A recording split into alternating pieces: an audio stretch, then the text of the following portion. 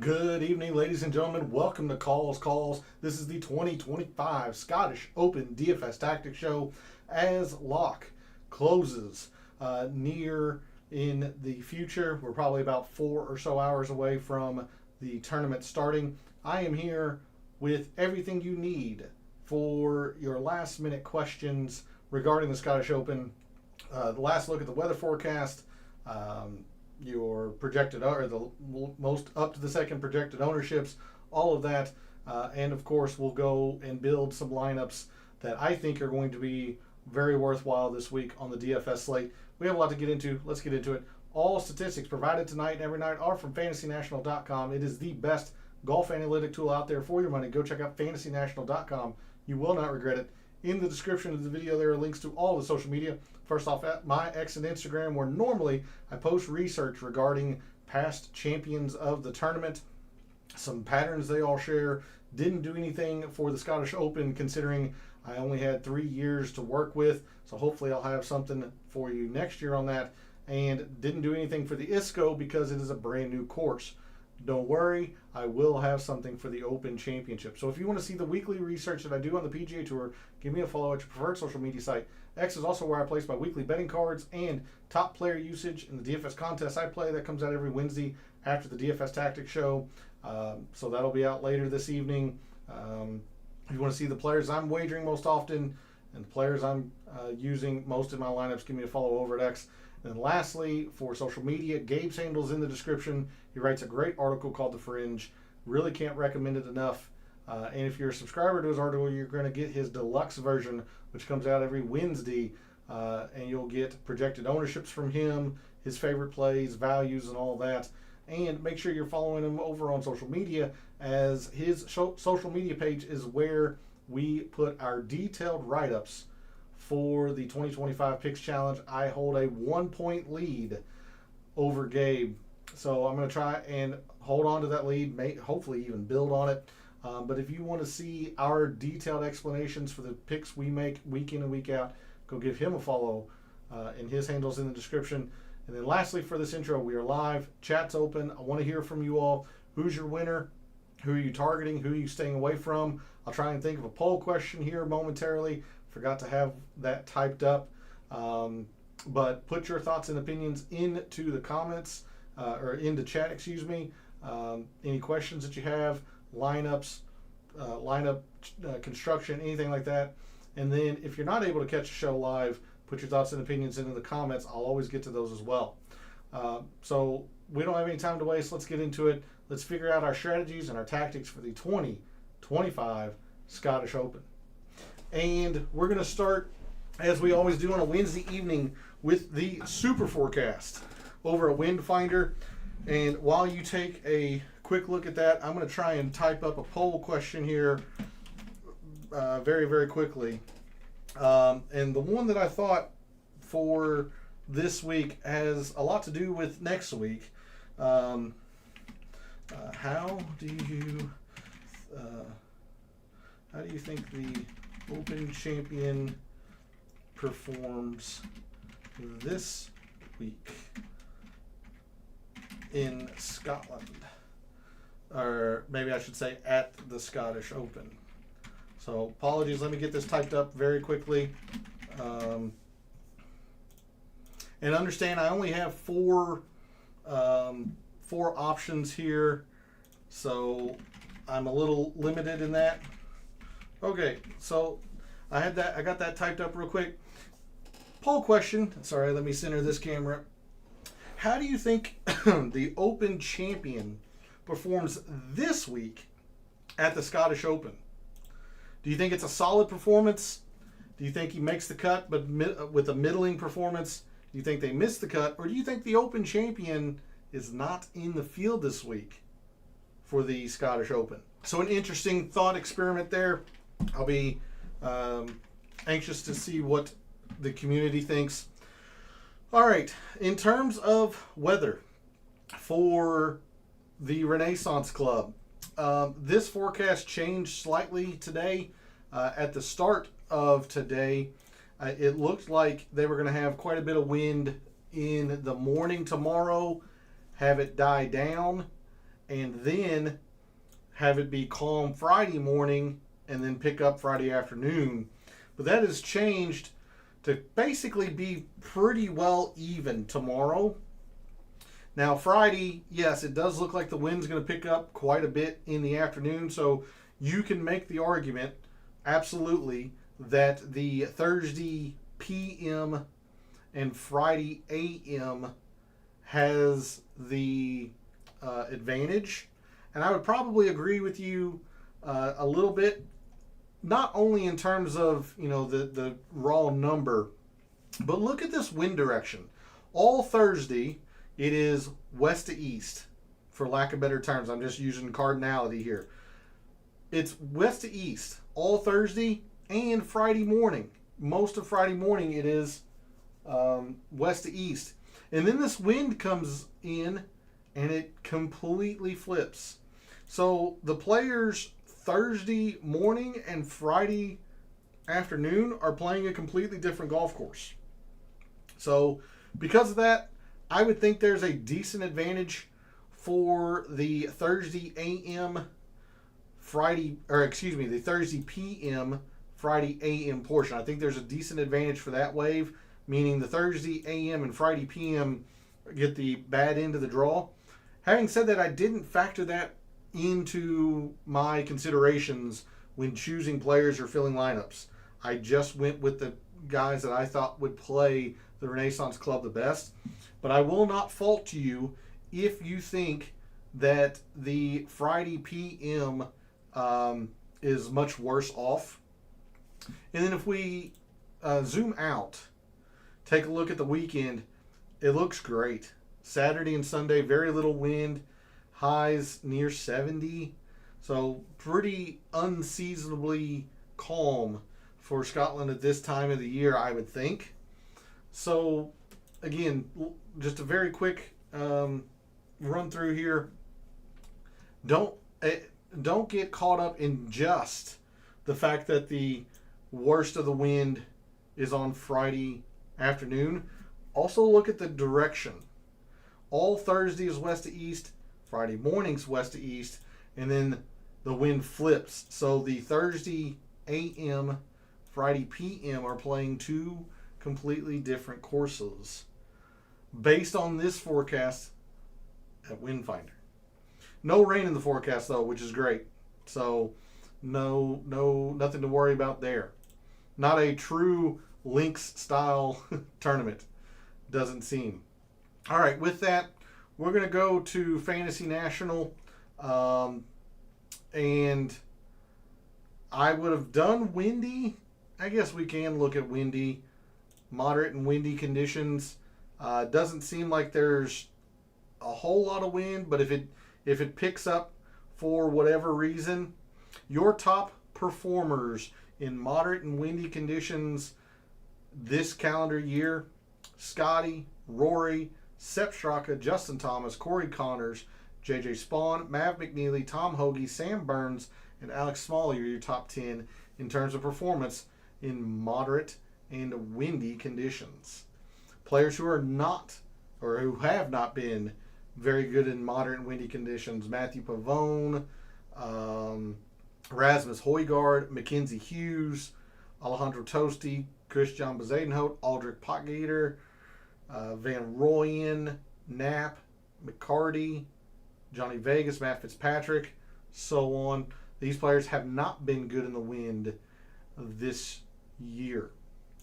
Otherwise, any other overarching filters, well, I take that back. We can look at short courses. This is technically short at 7,000 or so yards. So let me pull that up here really quickly. Oh no, I apologize. It's 72 to 7,400. I must have been thinking of the ISCO. So yeah, any other filter that we could have used, I either used in the mixed condition model, or I wasn't terribly confident based on that forecast. Now I do think the wind, or the weekend, is going to be easy with the lack of wind, but I'm still very, very hesitant to deem this easy. It played easy last year when we had 3 rounds of calm and a moderate, but I'm just not 100% sure it's going to be classified as easy this year. If I had to guess, it will be, but I'm just not 1,000% sure. So with that, let's go ahead and move to the mixed condition model that I've made for the Scottish Open this week. We have a lot of focus in off the tee. Ball striking in general, but off the tee. Good evening, P. Thanks for jumping in chat. Very much appreciated. Hopefully you enjoyed your July 4th weekend. Enjoyed the brats, the dogs, whatever you did to grill out, fireworks, anything of that nature. It's good to see you in chat. Hopefully you're ready for double tournament week this week. The Scottish Open and the ISCO, which is pretty much in my backyard in Louisville, Kentucky. So hopefully you're ready for the week. Good to see you in chat. We had a good one too. I relaxed. I didn't do much, knowing that I was going to have 2 straight weeks of double tournament weeks. I basically told the world that I didn't exist for a bit. I rested because I'm going to be real busy the next couple of weeks. We're going to start the mixed condition model off tonight with 15% off the tee. Normally, I use the filter like easy to par or difficult to par. Again, because I'm not 1,000% sure it's going to be easy, I left the filter out. And this is just looking at recent form off the tee. 15% approach, so 30% in ball striking alone for this mixed condition model. I just feel like the best drivers of the golf ball are going to win. Look at the past winners. Bobby Mack, defending champion, pretty darn good off the tee. Rory, no explanation needed. Even Xander doesn't get enough credit for how good he is off the tee. So these players that generally do well at the Renaissance Club have been pretty darn good off the tee. Of course, we're not going to ignore the irons either. 15% each in both. 5% on Velcro greens. Slow greens. That's the only way we're going to be able to look at any kind of putting this week. There is no fescue filter in Fantasy National. So 5% putting on slow greens, but I do have a little bit extra in putting in terms of 3-putt avoidance. I think 3-putt avoidance is a very big deal this week, so I wanted to make sure I factor that in. These greens are large. It's generally a challenge for Americans when they go over and play in links-style courses because how notoriously slow the greens are. Good evening, Rose. Thanks for jumping in chat. Very much appreciated. Good to see you this evening. Hopefully you're ready for double tournament week or maybe just the Scottish. But do remember that there is an alternate field event in Louisville, Kentucky with the ISCO. And there's a lot of value to be had there, especially on the outright market, if you're willing to put in some work for it. So it was good to see you this evening. Feel free to ask any questions you have regarding the Scottish Open tonight, as we are just going through the mixed condition model for everybody. So 5% putting, or total putting, and then 5% in 3-putt avoidance, as I think that's going to be a pretty big deal. 10% driving distance. I talked about this, a little bit on Monday night. I just think that good drivers of the golf ball are going to perform much better here than not. And a lot of the trouble at the Renaissance Club are the fairway bunkers, the fairway pop bunkers that are littered throughout the course. With enough distance, players just don't have to worry about it.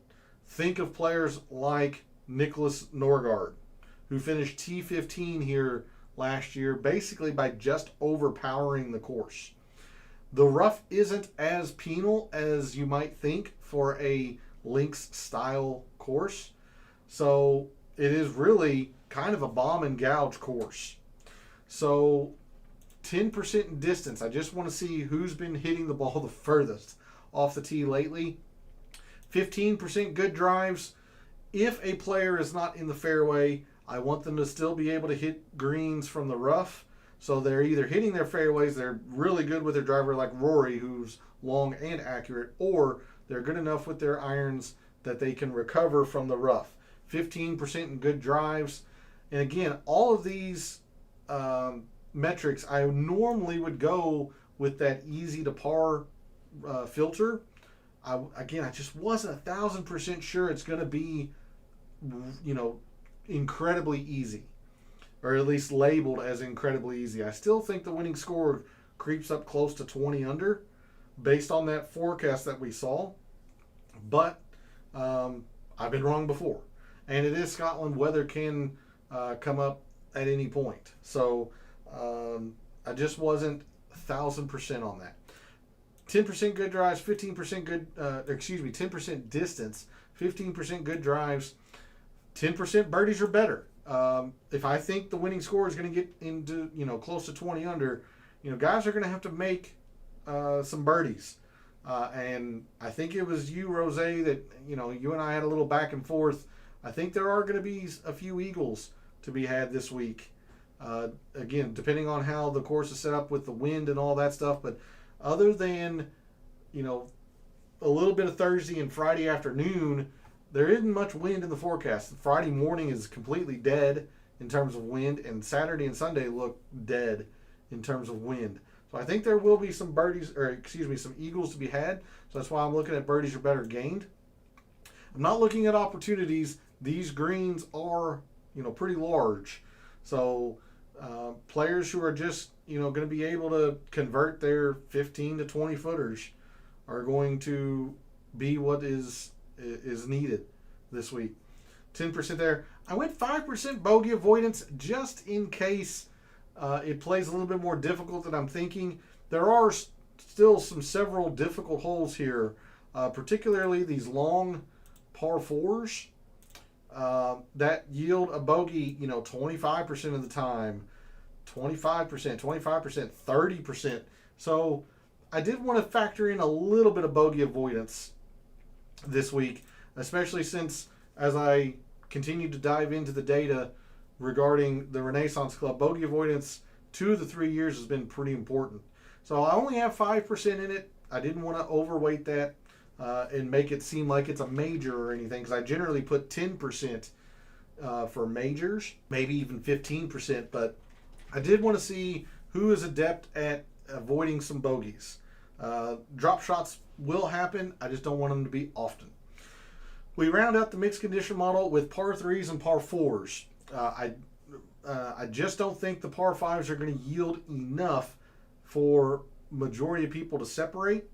Not only that, the strokes gained were pretty evenly split between 550 and 650 on either side of 600.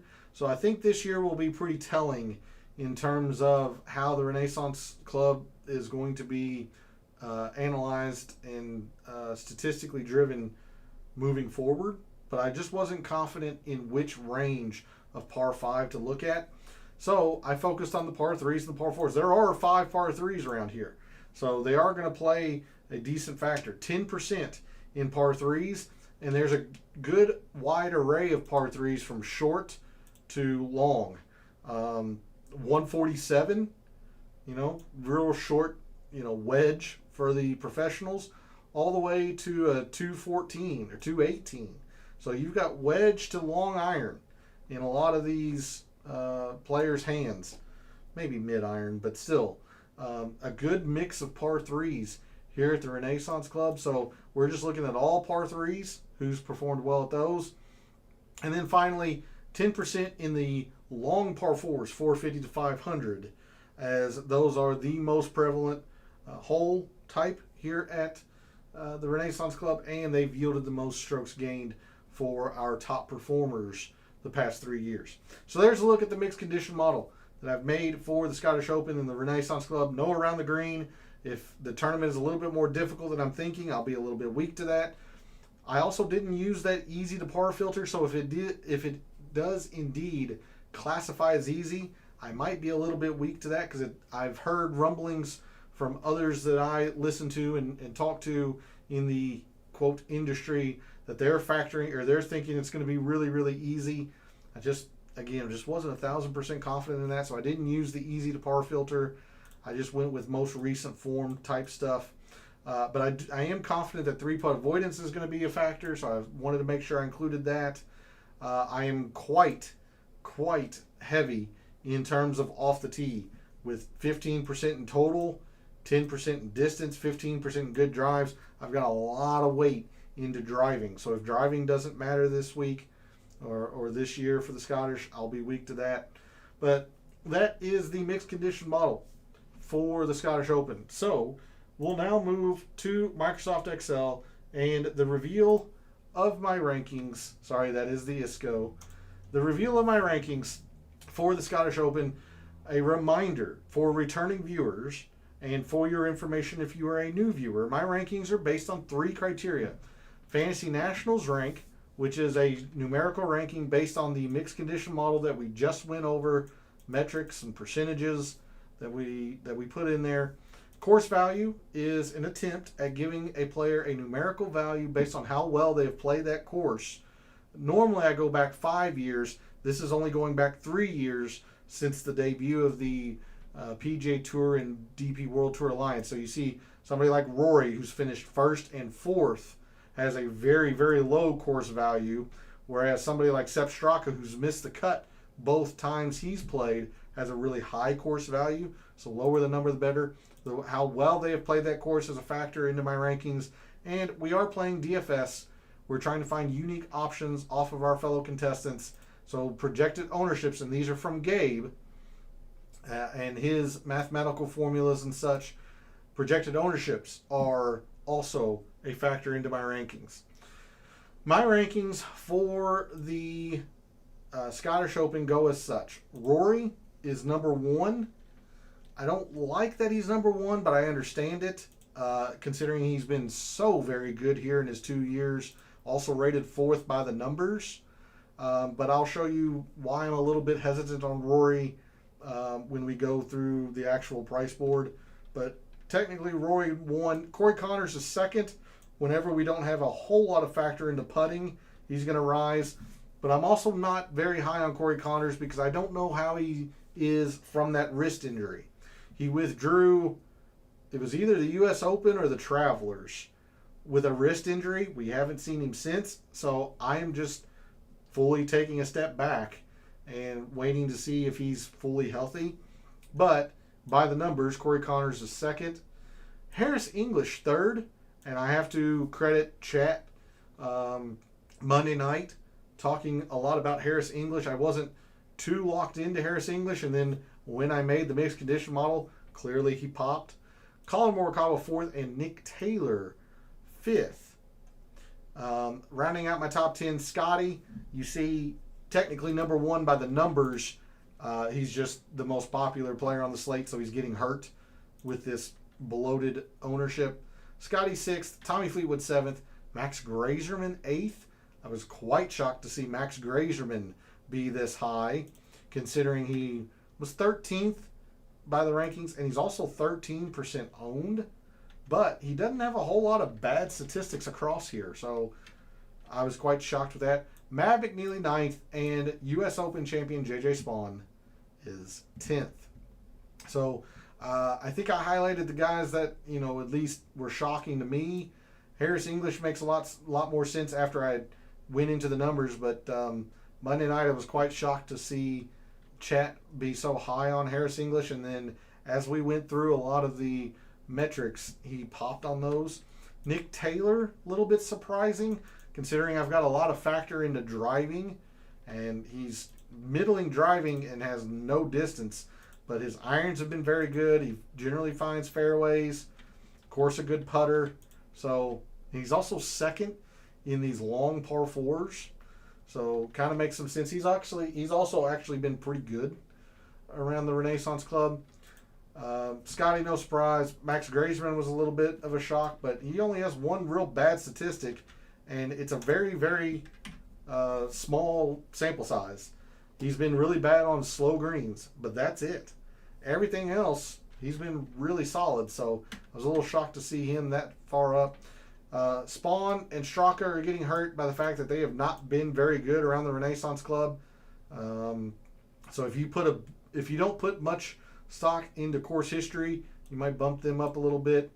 And of course, any player blank here has not played the Renaissance Club. But enough rambling on my top 10. Let's go ahead and sort on the price board, figure out where our fellow contestants seem to be going, and then how we can maneuver around them. So in the 5 digits, in the 10Ks, when I say 10Ks, but 5 digits, we have 3 players: Scotty, 13-1, Rory, 11-4, and Xander at 10-1. So this is where I am going to be pretty darn bold and say that I'm not really playing many 10K lineups. I'm not playing Xander at all. Normally, when you have such a drastic pivot off of 2 chalkier guys, you would tend to look at that, especially a player of the caliber that Xander is. But he was really bad at the Travelers, and I have tried to back Xander a little bit this year, coming off of that injury. It's been mixed in terms of success. Like, the Travelers was really, really bad. U.S. Open was fine. The Memorial, lost on the greens, lost off the tee. Like, he's just not consistent at the moment. So I'm not sure how to. I'm just not confident on Xander's game. I'm just not. Whoops, wrong view. Apologies. So yeah, I'm just not confident where Xander is. So I'm not playing Xander. And I'm telling you now, I'm going to be underweight on Scotty and Rory. I'm not fading them. I'm not full fading them, but I am going to be light on them. I'm not building very, very many Stars and Scrubs lineups, partially because I'm just not crazy about the 6Ks. But even so, like Rory played well the Travelers, sure, but I think a lot of that was some smoke and mirrors, because he gained 7 on the greens at the Travelers. You get him closer to, his baseline norm, he probably finishes outside the top 15. And it doesn't look nearly as good as it did. Even before that, his irons were really bad. Missing the cut at the Canadian Open. Top 20 at the U.S. Open is great, but it was all because of his dominance off the tee. The irons still weren't good that week. They weren't good at the PGA. Not good at the Truist. Again, it's Rory. He's been spectacular here at the Renaissance Club. 1st and 4th. So if you are a big believer in course history, then there's no way you can ignore Rory. But I just don't want you to get caught up with that top 5 or top 10 at the Travelers. I think a lot of that was smoke and mirrors with the putter. And you can't expect him to gain 7 week in and week out. Nobody does. But even so, that was his 4th best tournament of his career, or at least listed in Fantasy National. Gained 10 at the API, 7.3, 7.1, and then gained 7 at the Travelers that week. So I'll play Rory. Don't get me wrong. I'm not fading or full fading him, but I'm gonna be light on him, and I'm gonna be light on Scotty, mostly because of the price. It just also doesn't hurt the fact that he's going to be obviously the most owned player. So fading the most owned player in a slate, it never is a bad idea. And hoping they just play poorly, which by Scotty's standards is outside the top 15. But I'm going to play Scotty a little bit. I'll play Rory a little bit. But I'm going to be underweight on these guys, because there's somebody in the 9Ks that I am basically all in on. So in the 5 ditches, in the 10Ks, I'm playing a little bit of these two, but I am underweight on them, and I want no part of Xander. Into the 9Ks, Tommy at 99, Colin at 96, Ludwig, Hovland, JT, Bobby Mack, and Sam Burns round out the rest of the 9Ks. Despite the rankings, it's not Morikawa that I'm in on. It's not Tommy that I'm in on. It's Sam Burns. I understand that he can get quite wayward with the driver, and the irons aren't usually the best. But look, in the last 24 rounds, Sam Burns' irons have been hot, red hot. He's also the #1 putter on the PGA Tour this year. He's the #1 3-putt avoider, which again I think is going to be a big deal. 4th in these long par 4s. I mean, really, the only thing it is the good drives gained where his driver can get quite wayward. Again, the Renaissance Club doesn't punish you for being in the rough. So as long as he keeps it in the same zip code or area code or time zone over there, I think he's going to be fine. So I'm really, really high on Sam Burns this week. I really like Bobby Mack. The problem is he's quite popular for obvious reasons, being the defending champion, Scottish, all that stuff. So I'm going to play Bobby Mack. I just can't highlight him like I want to because he is quite popular. I wanted to flirt and put some Justin Thomas in some lineups. I just can't do it. I can't get there. He hasn't been good around the Renaissance Club. His off the tee is bad. The irons actually haven't been JT-like. I'm curious to see how Tommy Fleetwood bounces back after the Travelers. I mean, I don't care who you are. That is a rough way to lose a tournament. Because he did. He lost. Now, you can argue Keegan won. Keegan stepped up, hit a shot, made a putt. But Tommy had that tournament well within his grasp and let it go. So I am quite interested to see how he bounces back because we haven't seen Tommy since. I will play some Tommy Fleetwood. I'm going to be a little bit light on him. He just so happened, because I don't want any part of Xander at 10-1, I just basically played Tommy because he kind of fit in that price point. And the reason I'm not using Morikawa is he has changed caddies. He has supposedly found a permanent caddy, Billy Foster. Now, if you are familiar with Billy Foster, then feel free to put it into chat. I know the name, but everyone that I've talked to and heard from thinks this is a good pairing. I don't know Billy Foster, and his work enough to comment. I'm going to abstain. If Tommy putts good, then we'll be all right. Yeah, sure. Absolutely. Like I said, I don't hate it at all. He did rank 7th for me. He's been very good here. So I don't hate it at all. But you have to admit, Rose, that is it was a brutal way that the Travelers concluded. And I do want to see how he bounces back from that. But again, back on Morikawa, I'm in a wait and see approach. Kind of like with who was I talking about that I was waiting and seeing on. Kind of a little bit like Rory with that putter. I'm gonna wait and see how. I guess technically Tommy, I was gonna wait and see, although I'm playing a little bit of Tommy. I'm gonna wait and see how this partnership goes with Morikawa. So I'm not playing Morikawa at all, and I understand the risks there because he's been okay around the Renaissance Club. He top 5'd last year, rated extremely high for me. Again, this is just like a cautious wait and see how that pairing goes between him and his new caddy Billy Foster. Obear, all the talent in the world, but he's been pretty hit and miss. And then Victor Hovland, as I dug into it a little bit, I want to show you Victor Hovland's page. I'm not playing any Ludwig or Victor Hovland. Victor Hovland played extremely well at the U.S. Open, no denying that. He's always very good with the irons, no denying that.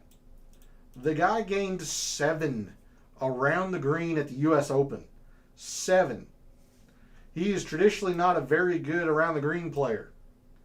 It'd be different if he was spiking every once in a while with around the green, but I'm going to sort on this around the green for you. His performance at the U.S. Open, gaining 7, more than doubled his previous career high. It was a complete outlier. Complete outlier. Now, yes, the irons had a lot to do with it too. I'm not taking anything away from him from his irons. But the around the green performance was not natural. And so because of that, I'm very wary of Victor, especially because normally he's very good with the driver. And you can see it has been very hit and miss. Sometimes he's really good, like at the PGA. Sometimes he is not, like at the Memorial, at least lately. Sometimes he's really bad, like at the Players. So Victor Hovland's just, I was really turned away by the fact that he gained 7 around the green, and that the off the tee is very Jekyll and Hyde at the moment. Not playing any Victor. If he plays well, I will lose. But I'm not playing any Ludwig. I'm not playing any Victor. I'm not playing any JT. So in the 9Ks, I'm sprinkling a little bit of Tommy. But I'm trying to be very cautious about it, considering I want to see how he bounces back from the Travelers. I'll play quite a bit of Bobby Mack, but he's very popular, and I am all in on Sam Burns. Moving into the 8s, not playing any Corey Connors. I want to see how he's doing from that wrist injury that caused him to withdraw from, I think it was the U.S. Open. It might have been the Travelers, but he had a wrist injury. So even though he is second in my rankings, I'm not playing any Corey Connors. Another player that I'm all in on. It just stinks that it seems like a lot of our fellow contestants are on him. I really like Matt Fitzpatrick. And if you've been around this channel for any length of time, you know how much I have banged the drum for Matt Fitzpatrick, and it killed me earlier this year because I knew the talent was still there, but he was not playing well. Matt Fitzpatrick is starting to round into form. I'm taking your Sam Burns play, taking it as in like you're playing Sam Burns as well, or you're taking it as in you want to bet against me on the Sam Burns play. But if we go to like Matt Fitzpatrick very, very quickly, like he's starting to round into form because he was really, really bad at the beginning part of this year. I mean, atrocious. But look at the irons. They're starting to come back. He'll have a bad week every once in a while. The off the tee is still there. I'm playing your play. All right. So I'm glad we're in agreement with that one, Rose, because I really like Sam Burns this week a lot. But Matt Fitzpatrick's starting to round into form. And it seems like everybody else is on that bandwagon too. So as much as I want to beat the drum for Matt Fitzpatrick, he's just not unique. So he's actually very chalky. So I just can't get excited about it. The rest of the 8Ks up in here is fine. I'm not crazy about it. And I'm not taking the other 3 guy also. Yeah. So it seems like we're quite similar in the upper part of the price board, seemingly, Rose. Don't play Fitz. I'm gonna play Fitz. I'm gonna play a lot of Fitz. I can't get away from Fitzpatrick this week. Now the concerning thing with Fitz is that he generally plays better when it's tough. And if I had to guess, this is going to be easier. So that could be cause for concern. But I understand what you're saying here with JJ Spawn. A lot cheaper, half the ownership, but he's not been good at the Renaissance Club. I don't know. Spawn's game doesn't seem like it translates to Open Championship style golf. And that could be wrong. That could be a misconception on my part. But I just, like, he finished T59 his one time at the Scottish Open, and that was 3 years ago. Like, how's he been at the Open Championship? Well, I need to put the Open. Wow, has he not played at the Open at all? I guess not. Wow, that surprises me.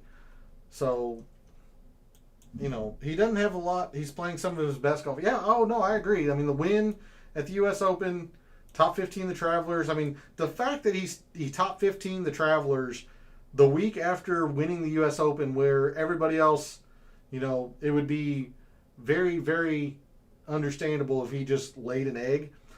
I don't discredit that at all. I don't know. This is a gut feeling. That's really all I got for you. It's kind of a gut feeling on JJ, because his off the tee has been spectacular since the Masters. You also got to see he gained 10.5 at the U.S. Open on the greens. Like, that's quite an aberration. So, just not excited about it. I don't fault you for going there.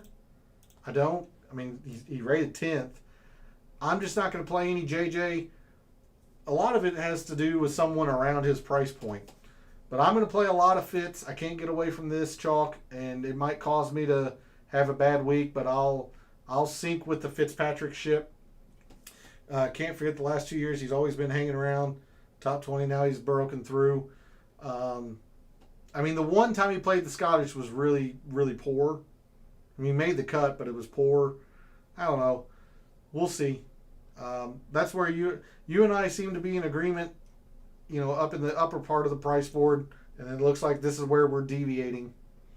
And that's fine. I'll take my play. I'm taking yours. I've already put in my lineups, and I didn't have any JJ Spawn.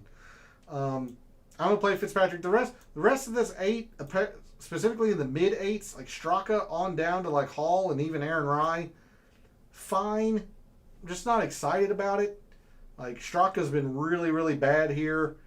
Adam Scott, I can just never get excited about Adam Scott, but he's generally just kind of solid. If not, he's not going to be spectacular, but Ryan Fox is kind of interesting, but he's also garnering quite a bit of attention, so that's kind of a nail in the coffin for him. And Harry Hall has not been good at the Renaissance Club. So I sprinkled these 4 players very, very minimally in my lineups. Are you going to be up at 3:30 ready to watch? I don't know yet. My sleep schedule is all off. So I might be, actually. But anyway, like I said, the mid-8s, it's fine. I'm just not excited about any of them. I use them very sparingly because I'm using a whole lot of Fitzpatrick. Now, at the bottom of the 8s, again, I understand your logic with JJ Spawn. I just wasn't there. But Harris English and Mav McNeely, I really like this week. McNeely has really started to round into form. Off of his win at the RSM, he's really turned a corner in his career. He's really gained some distance, because McNeely was never about distance. He was all about the putter, which is still there, by the way. 30th in slow greens. 3-putt avoidance is good. Bogey avoidance is good. Like, I really like Mav McNeely. And thanks to chat from Monday night, I'm going to play some Harris English as well. So these two, because I'm so high on these two, that's why I didn't go with JJ Spawn. So in the 8s, I'm playing a lot of Matt Fitzpatrick. I've sprinkled these 4 in various lineups. I would say like 1 or 2 lineups for each of these. And I'm playing Harris English and a whole lot of Matt McNeely. Not playing Corey Connors, even though he rates out well. I want to see how he does off of the wrist injury. Moving into the upper 7s, even though he didn't rate out well, you put him in the chat. I am going to play Thomas Dietrich. I do like that suggestion, Rose. I'm going to play Dietrich and Mav. I do like Thomas Dietrich. He didn't rate out well because he's generally not accurate. He hadn't given himself a lot of he hadn't converted a lot of birdies or better, but he has a lot of distance, and he's been very, very good at the Renaissance Club. So I'm going to play some Thomas Dietrich. I'll sprinkle some Max Grazerman as well at 78 because he rated out so well. I was a little shocked to see him rate out so high. So maybe the numbers are trying to tell me something. Yeah, see, that's the thing. You only do single lineups. I play a lot of lineups, so I can afford the luxury of playing a few guys here and there. So if you only play single entry lineups, then I understand why you have to make some really hard decisions. But that's also why I play multiple lineups, so I can get some coverage. Yeah, love some Dietrich. I know he didn't rate out well, but I made sure I put him into some lineups because I do like him this week. I will play some Nick Taylor. He rated 5th. He's actually been pretty good around the Renaissance Club, but this one worries me some. He's not a big driver of the golf ball. He's not actually all that accurate either. I don't know. This one concerns me. So I made sure to have him like once because he rated out so well. I'm using Rasmus Nergard Peterson. I talked about him Monday night, Sunday night even too. But do be aware, he is not as unique as you're thinking. He is garnering a lot of attention from our fellow contestants. I'm still going to play RNP, but he's not as unique as you're thinking. Moving on down, take a look at Nikolai Højgaard for a lot of the same reasons as Thomas Dietrich. Big hitter of the golf ball, generally not accurate, but that doesn't punish you as much around the Renaissance Club. 10th in distance, 12th in birdies or better. He's actually really good 3-putt avoider. Take a long look at Nikolai Højgaard. I like Nikolai Højgaard this week in the mid-7s. Moving down to the low 7s. I talked about him a little bit. Like, Norgard overpowered this course last year. Now, he was probably in better form from the DP World Tour because he's actually played a little bit on the PGA Tour and it's not been pretty. But I think getting into more comfortable surroundings, he's going to play much better. 2nd off the tee in the past 24 rounds. 4th in distance, this guy hits it miles off the tee. 11th birdies or better.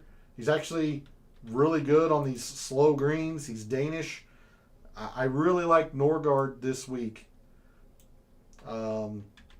Big hitter of... yeah, I agree with the order on twins. Yeah. Big hitter. I really like Norgard. Poke eater for the same reasons. I made sure to have him in one lineup. I'm just not as confident in him. Chris Goddard's been playing very well lately, but he's also 10% ownership, which is the chalk for this area. I'm just making you aware that he rated out extremely well, but he's not unique, and he's actually not been very good around here. Now, the rest of these recommendations, and again, I said it Sunday, I said it Monday, I'll say it again now. I do not collect DP World Tour stats. This is why these are blank. Any stats I collect are from the PGA Tour. So, for example, Marco Pinge, or Pinge, however you say it. All of his stats are from the top 25 he had at the PGA Championship. That's it. But he played really well, so his stats look good.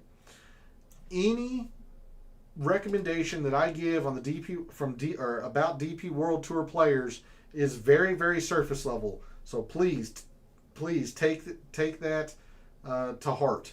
It's very, very surface level. But I am playing a few DP World Tour guys, based on people I've talked to and, what very, very little research I did on DP World Tour statistics and stuff. The first is Pinge or Pinge or however you say his name. Supposedly he is the bee's knees. Everybody's going crazy about Marco Pinge, so I'm going to play him. I am also going to make sure I have Martin Kuvra. I've heard a lot of talk about Martin Kuvra this week, so I made sure I put him in one lineup. And then coming on down, Romain Langasque. He's French. He finished 3rd here last year, and he's got some talent. We've seen him at Open Championships and such like that before. So I'm going to play a little bit of Romain Langasque and Connor Seam at his same price. Both of these two players, I'm not on whatever one is on. He's not in form. Connor, I'm going to use both of these two. Again, when I say I'm using them, that means once. I put them in one lineup just to say I had them. Adrian Satier at 6,600. I don't know much about Adrian Satier other than he was in the ISCO and Barracuda last year and he played very, very well. I just remember that name, Adrian Satier. So I made sure to put him in one lineup. In the last one, at 6,300, I just know that he won a little bit while back. German player Nikolai von Dellingshausen. I think that's how you say it. I'm probably butchering it to high hell, but I don't know. I know he won, I think, late May. So at least he's in decent form. So I made sure to throw him in the lineup. But again, I cannot stress this enough. That any suggestions on these DP World Tour guys is very, very surface level. You're saying Langasque is not in form. Okay, that's fine. I won't know. I'm mostly playing him. The fact that he finished third in this very tournament last year. Langasque, 67. He's up here somewhere. There he is. He finished third in this. He's played well in the Open before. That's all I went on. Top 20. So he's got a top 25 and a third in this Scottish Open. That's all I went on.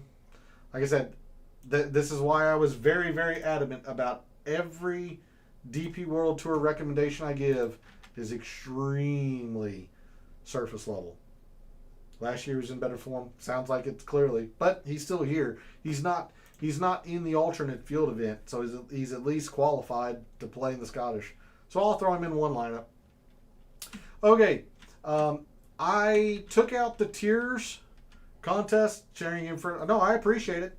I do. I appreciate it. I'm not, upset about it at all. I'm just explaining my thought process or lack thereof in telling you who I'm playing. If you play tiers contests and you liked that part of the show, please put it in chat or put it in the comments. But I didn't get much feedback on tiers after all these, years of doing shows. So I cut that portion. If you like tiers, please put a comment. Let me know and I'll bring it back. But instead, let's just go ahead into play the German at 67. Is that Schneider? I've heard some things about Marcel Schneider. Sure. I know he's won recently. Hey, good evening, John. Thanks for jumping in chat. Very much appreciated. Good to see you. Do you golfers going off hole 10 or hole 1 better? I think for a week long, I don't think it matters. But for your question, it's mostly about Showdown. I would think that you would want to target. Well, that's tough because for Showdown you're kind of looking for birdie streaks. So you look at the turns. Like 17, 18, 1 and 2 is really tough. 6, first, 8th, and 2nd most difficult. But even so, like 8th, 9th, 10, and 11 are is a very difficult stretch. That's really tough. For round 1 Showdown, I don't think it's gonna matter. I think you play the players that you're sold on, if that makes sense. Now, Friday, round 2 Showdown, looks like there's a pretty big advantage for the morning wave. So if you're playing round-to-round Showdown, individual round Showdowns, I would think you would want to use a lot of the Friday morning grouping. Who's your guy you like the most? If I had to give you an answer, John, I would probably go with the guys that are starting on 10, just because they've got a more, I guess, gentle, for lack of better terms, opening to their round. But everyone is going to play like 10 through 16 in order. So I don't think it's a big thing. But I'll say, just to answer your question, I would say the guys that are starting on 10, but I'm not 1,000 or 100% confident in that. It's more so like trying to find the wave advantage between morning and afternoon, and it looks like Friday morning has the advantage, John. So hopefully I'm able to help you out, but sorry that I can't give you a guaranteed answer, but I'd rather be honest with you than to try to bullshit my way through something. I'd rather just be honest with you. All right, let's start making some lineups for our big GPPs. Clearly, most popular player is Scotty. So if our fellow contestants are building Scotty lineups, they are able to build it without going into the 6Ks, although I doubt they're doing that. You see Goddard up here at 71. Yeah, no, not a problem. Feel free to ask any question. I'm glad I can help whatever little, or I want to be able to help, even if it's just a little amount that I can.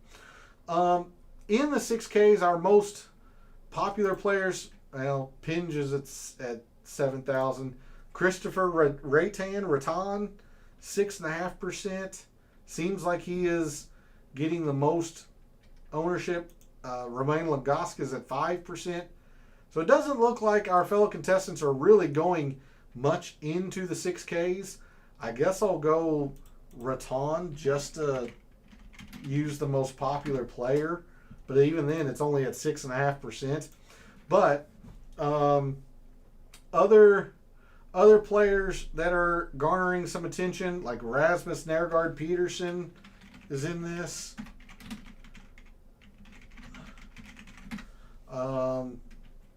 Looks like maybe Grazerman. And then 75, take your pick of, maybe it's Nikolai, maybe it's Victor Paris. Jake Knapp is at 8%. So a lot of, there might be some Scotty ownership, but the rest of the team is actually pretty well, spread out. There's not a lot of ownership getting coalesced other than maybe in Grazerman and RNP. I'll just finish this off with Victor Paris, I guess. So even though the total ownership doesn't seem all that high, my guess is this is a very common Scotty type lineup, even if it's not verbatim player for player. Another way they can do it, if they're not, or if they're, they're going into the 6Ks, Romain. I'm just trying to use different names here, even though he's a little bit less. You're able to put your overall in order. I mean, that's, I did that at the beginning of, I guess when I went to Microsoft Excel from Fantasy National. I mean, I'll do it just really quickly, but if you want like the detailed reasoning behind it, make sure you watch the show afterwards and roll back and see it, because I'm actually not all that terribly high on Rory, and I'm not playing any Corey Connors because of the wrist injury. My rankings are purely based on mathematical formulas, and there's always some intuition, some gut feelings in this. So if you want like the full reasoning, John, you'll have to. I ask that you rewatch after I jump off from live. P, thanks for jumping into chat. Very, very much appreciated. Good luck this week, and hopefully we have some success to talk about next week. But best of luck to you. Thanks again for jumping in chat, P. Very much appreciated. We'll see you. Yeah. So another way these players our fellow contestants are going about building their Scotty lineups. Maybe it's Romain Longoske. Well, how do you spell his name? Or is it just that? I had it. There it is. Yeah, thanks, John. So another way they could do it, they could get a little bit more greedy. Maybe they're doing double sixes. I usually don't like doing double six for the general public. A lot of times they're pretty shy about doing that. But if they are doing that, that frees them up quite a bit to maybe go into the eights for, say, a Harry Hall, and then come down to RNP, and then Chris Goddard, Gard Peterson. Son of a bitch, what did I do? Oh, sorry, having some typing issues. There we go. And then, yeah, Chris Goddard. So that's another way that these Scotty lineups could be being built. English is my strong suit. I usually don't, like I said, like trying to do double sixes, but that's another way that they could be trying to get a little bit more of a top end player in their lineups. For our fellow contestants that aren't building Scotty lineups, it does appear like it's like Rory, because Rory, if our fellow contestants are coming to Rory, it really frees up a lot of salary. Go like Rory, Bobby Mack, again Rasmus, same guys. I can tell English is your strong suit. When you're a math guy, you generally just talk in logic, and sometimes the proper grammar and sentence structuring is, leaves a little bit to be desired. Kind of like Luke List putting. You can call me, I am to English in the English language that Luke List is to putting. But yeah, it's a lot of these same players where this ownership's getting kind of focused, like Grazerman, RNP, Chris Goddard, things like that. So if they throw Grazerman into this, they still might do a 6K. It's a little out of order in pricing, but this is actually a little bit more total ownership because we're going to high owned players like Rory and Bobby Mack. So how are we going to maneuver around some of this chalk?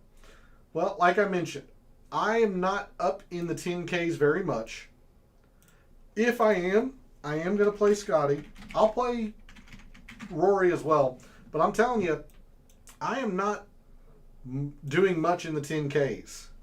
I am hoping that me making balanced lineups this week is the contrarian play. So if you're sold on doing Scotty, I gave you a few names in the sixes, in the low sixes, and Rose has said a few of them as well. The cheapest that I said was Nikolai von Dellingshausen, but there's him and Adrian Sadier. I didn't even mention like Grant Forrest has played well here at the Renaissance Club. Rose mentioned Marcel Schneider, Romain Longoske, Connor Siem. Let's just go crazy because he's the cheapest and the least owned. If you're willing to come down into the sixes, then or the low sixes, I should say, you're really freeing up a lot of potential options here. Like I still don't think you can use a 9, but you can easily use an 8. So for you, like Rose, you'd be going like JJ Spawn in this spot, I would imagine. Do any golfers have extra incentive to get to the Open next week? I'm sure there's a few. I'm going to be, again, honest. I won't know that off the top of my head. But I'm fairly confident that majority of the players in the Scottish Open field are also in the Open Championship field. I'm sure there are exceptions or there are some special cases. But as far as I know, I would say the vast majority playing in the Scottish Open are also in the Open Championship. Like you can go with an 8. I would think a low 8. You might be able to squeeze a mid 8 like an Adam Scott or a Ryan Fox into this, but like you go with a low 8, you can go with an upper 7, mid 7, and a low 7. Thomas Dietrich, who I'm really high on. It seems like a lot of the chat is very high on. Nothing wrong with Dietrich at 78. Mid 7, I like Nikolai Højgaard. You could maybe think about a Rasmus Nergård Peterson, although he is a little bit more owned than some of these others. But I do like RNP. And then at the bottom, at the bottom of the 7s, like Chris Gotterup's a little bit more owned. Lee Hodges, kind of interesting. Third in approach. Ryan Fox top 10. Like I like Ryan Fox quite a bit. You'd have to, in the lineup that we're building, you're going to have to come off of somebody here to go to Ryan Fox. But I mean, I don't hate it. Ryan Fox, like if you still keep Dietrich, instead of having a mid 7, you'd have to do 2 lower 7s. So maybe it's like Lee Hodges, and I know you're not crazy about him, but I'm going to use Kevin Yu in a lineup or 2. Maybe you use Marco Pinge or Pingay or however you say it. Why don't we try that? Marco Pingay and Lee Hodges. There's a pretty darn, what I would think, pretty darn unique lineup. You're going Scotty. Hard to ignore how good Ryan Fox has been lately. Bring up his page just very, very quickly. How good Ryan Fox has been, and he's been good at the Scottish Open. Top 15 2 years ago. He's made the cut every single time. So I don't hate that, Rose. I don't know if I'll say top 10, but I like him in terms of DFS. Marco can't putt. Any DP World Tour player advice that I give is very, very, very surface level. So that's one way you can go about building like Scotty lineups. You can also do Scotty in like 5 7s. Go Scotty all the way down to like Thomas Dietrich or Pendrith. I'll do Dietrich again, but you can do it. Like bottom out at maybe Chris Gotterup. Yeah. Like for me, Rasmus would be in here. I'm really high on RNP, but he's just not unique. Thriston Lawrence, somebody I'm keeping an eye on. 7,200. Like if you're big into Aldrich Potgieter, Victor Paris, even Jake Knapp. Jake Knapp could be interesting, especially if it's as easy as we think it's going to be with that forecast. Knapp could be interesting. A little bit more ownership because of RNP and Gotterup, but just because you are building or making a Scotty lineup doesn't force you into the 6Ks. You just have to find a bunch of 7s that you like. But that is not the way I've been most of the time building my lineups. I am trying to go contrarian this week. I'm building balanced lineups. Balanced. Do you know what the cut will be? It's top 65 in ties. My guess is probably going to be 1 under, 2 under. Again, I don't think the wind is supposed to pick up as much as you would think for a Scottish Open or what you think of links style golf. So I think it's going to be fairly easy. So I'll say 1 or 2 under, but it's top 65 in ties, John. The way I've been building a lot of my lineups, and again, I've been building balanced lineups using some very high-owned golfers. I'm just banking on the fact that I'm doing a line of lineups without Scotty, without Rory, without Tommy, without Colin. I'm hoping that this is the contrarian play. And even though the total ownership might be high, I'm banking on the uniqueness of the lineup construction. So I've been building a line of lineups that start these 3 players. At the very least, 2 of these 3. Bobby Mack, Sam Burns, Bobby Mack, Fitzpatrick, Sam Burns, Fitzpatrick. I've been building a lot of lineups like that. I am extremely high on Matt McNeely. I'm throwing him into a lot of lineups. And it's all based on the fact that I am really high on Nicholas Norgard at 73, which is allowing me to get, 2 9s, 2 8s, and an upper 7. You could probably do 3 8s if you wanted to get off Fitzpatrick. Like in your case, Rose, you could do like Spawn, Dietrich,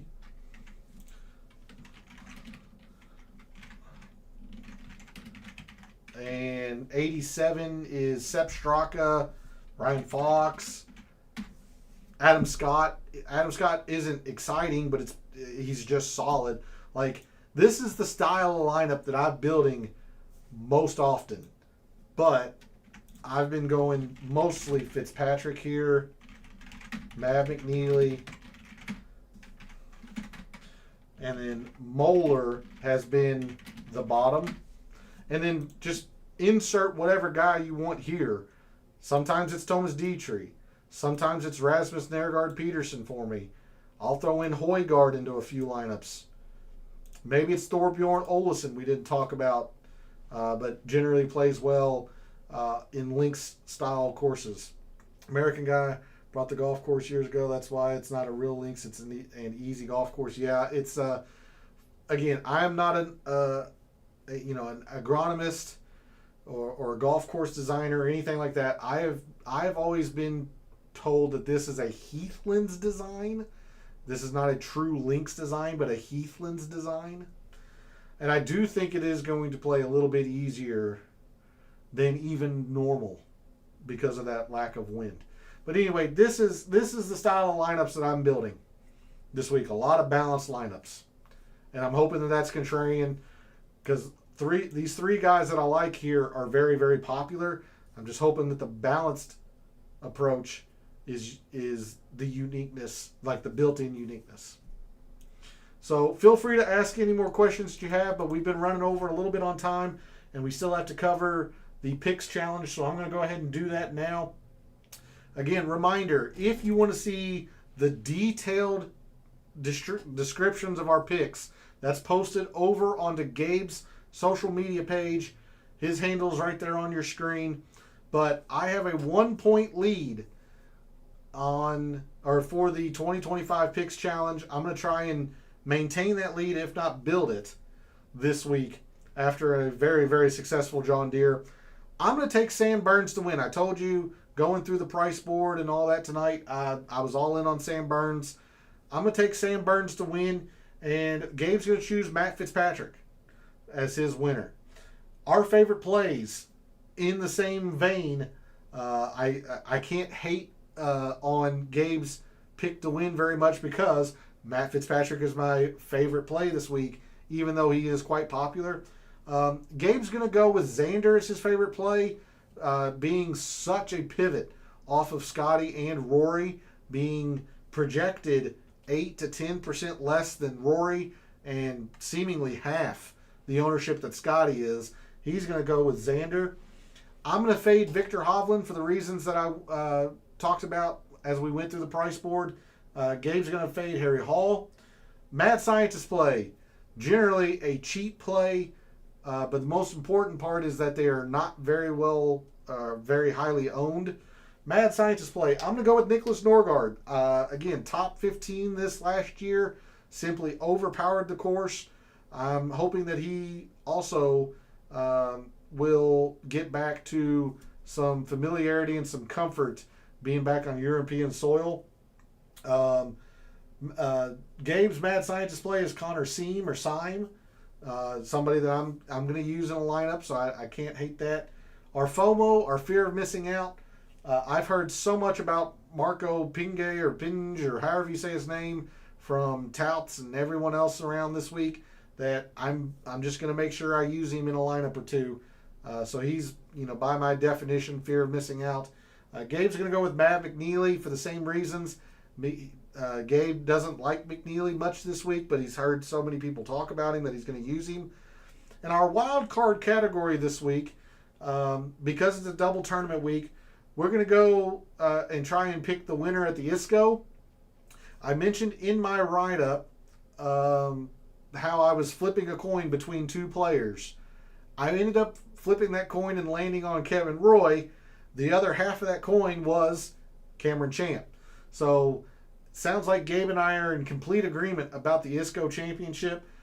Kevin Roy and Cam Champ were both our number 1 and number 2 picks. Really, our number 1A and 1B pick for the ISCO. I just happened to submit my picks first, so I got Kevin Roy, and he's going to take Cam Champ. But that is what I have for you all in terms of a Scottish DFS Tactics show. I got very, very many people to thank. I got P, Rose, and John. Thank you three for jumping in chat. Very, very much appreciated. The answer to the poll question, how do you think the Open champion performs this week at the Scottish Open? The most popular answer among the viewers thinks that whoever wins the Open next week will make the cut here to a middling performance, and then will win next week. I'm probably in agreement. I would think that the winner of the Scottish Open at least makes the cut. Whether it's a solid performance or not, that's a little bit subjective, but I'm gonna say makes the cut and solid performance, probably top 25, and then we'll go on and win the Open Championship. That's my answer to the poll question. But thank you three for jumping in chat. Thanks to everyone who took the time to answer the poll question. Very much appreciated. Thanks to everyone else out there who tunes in, watches, listens, supports the channel by liking the videos, commenting, and subscribing. I always appreciate it. I love what I do. Taking a very in-depth look at golf statistics, giving you a statistician and data analyst view of what he sees, trying to help us all win a little bit of money in the process. Last week, the John Deere was one of my best weeks in a long, long time. I seemingly just got everything right. I'm going to try and keep the momentum for the double tournament week this week. Of course, the Scottish Open and the ISCO. So thanks again for all the support, for all of the wagers you've made this week for the Scottish Open and the ISCO Championship. All the DFS contests you play this week for the Scottish Open and the ISCO Championship. And for this weekend and every weekend, may all your bets be profitable.